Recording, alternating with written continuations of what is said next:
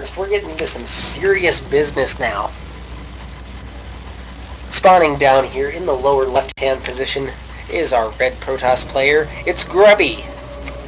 Yeah, Grubby. And spawning down in the lower right position, his Protoss opponent. In the blue color, it's NrSClavie. Now, Grubby, a fantastic, I believe he's Danish, Protoss player, known for his eccentric builds as well as his Warcraft 3 prowess. Just switching in and actually starting to get really good at StarCraft 2. We see both players actually going for very similar positioning on their pylons to open up the game. I don't actually know anything about NrSClavie. I probably should have done a little bit of research to see if I could even come up with a team name for this, but I apologize, I didn't. So this was a streamed game, apparently. And we'll see a little bit of chatter from these guys as game goes on. But we'll do our best just to sort of check in on everything. If we look at the APMs of our players, nothing too astounding at this point.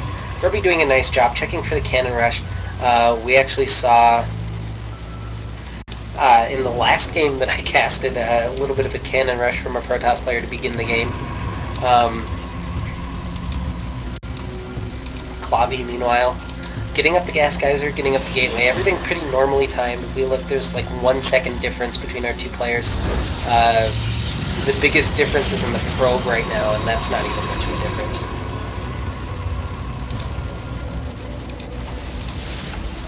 And we'll see kind of what goes on. PvP is a really interesting matchup.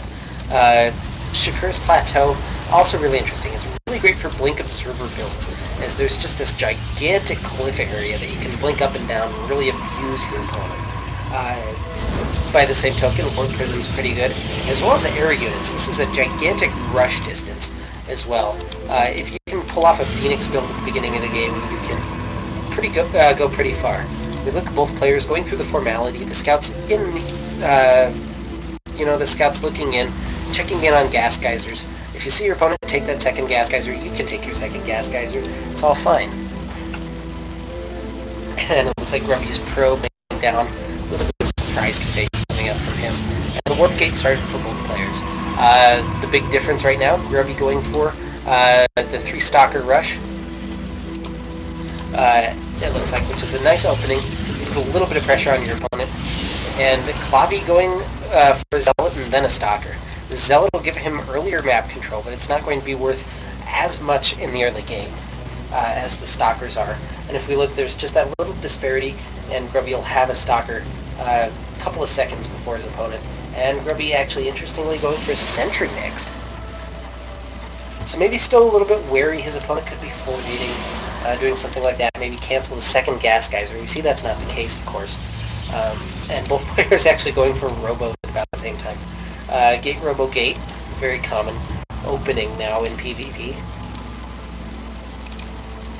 And actually chrono boosting out the Stalker is Clavie.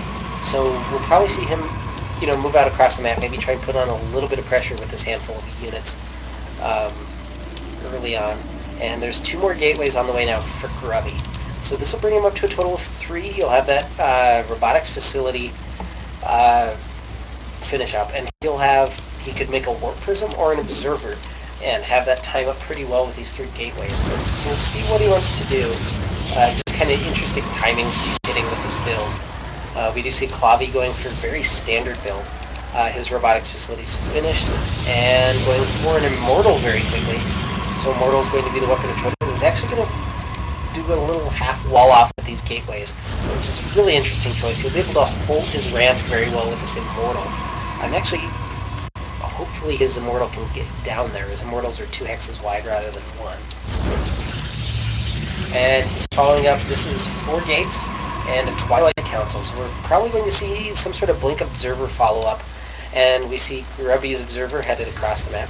And an Immortal on the way, rally down to the low ground over here for no particular reason. There we go, fixing that a little bit. And Grubby spreading out his units, wary of a Warp Prism, I would assume.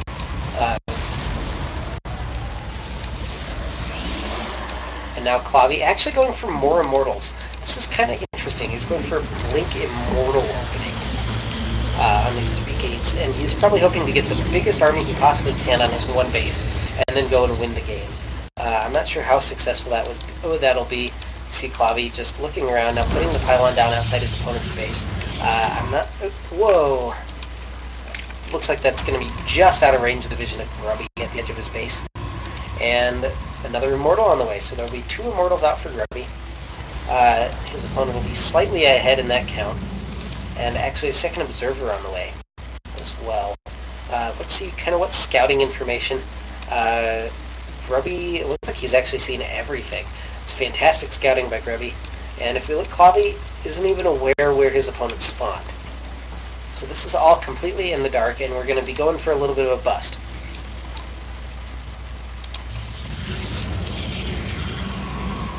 Grubby spreading out his units a little bit. He knows what his opponent has, and he's probably wary of Blink Observer at this point. I mean, we know it's not the case, but these Immortals running in the front. Something we might see is a Blink up this cliff, and then the Immortals coming in the front, just trying to flank his opponent a little bit and get some damage done. Grubby has kind of a small army at this point. He's warping in a little bit more. He's got a Warp Prism on the way, as well as Gravitic Drive, which is the Warp Prism speed upgrade. He'll be able to hold the top of the ramp forever. There's actually a little bit of a preemptive force field. But his opponent's army is significantly larger than his own, and this Observer might cause him problems. Blink is done for NrSClavie, and he's going to go for it.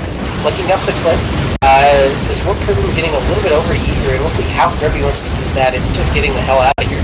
There's 3 Immortals to the 2 of his opponent, and those Immortals doing, worth their weight in gold at this point. Taking down a Zealot, unfortunately, and this is a crazy little battle. NrSClavie going to blink back, and the Observer actually picked off. That was a key portion of this. Now ramp control is in favor of Grubby, but he doesn't have a sentry. And there's an aggressive blink forward, trying to target down 1 Immortal very quickly. Nicely done by Grubby so far, warding off these units. This Warp Prism now going to ferry a couple of Zealots up from the low ground to the high ground, and Grubby in a lot of trouble. There's a lot of stock still in his base. And this is going to turn into quite an interesting game. NrSClavie blinking forward, trying to pick off these other stalkers from Grubby. Grubby, meanwhile, just trying to, I guess, distract his opponent while these Zealots get into the main mineral line. And now the worker killed count is skyrocketing for both players. The Warp Prism, meanwhile, back, and he's picking up this Immortal and dropping it. Very nicely done, trying to dodge some of these stalkers laser. There's an aggressive blink forward, able to pick off the Immortal. And look at this micro from Grubby, picking it up, dodging some stalker shots, actually picking up stalkers as well, and trying to make this Colossus last forever. He gets a lot of good usage out of it, and these Zealots are still wreaking havoc. If we look, there's been 15 workers killed by both players. And this Warp Prism micro is astounding from Grubby, picking up these stalkers in order to dodge his opponent's stalker shots, and he holds. Somehow Grubby is held for the time being, but there's a whole bunch of probes now on the way, still microing microing these stalkers for everything they're worth. And Grubby redistributing his stalkers here. 2 stalkers left from his opponent, only a couple of probes.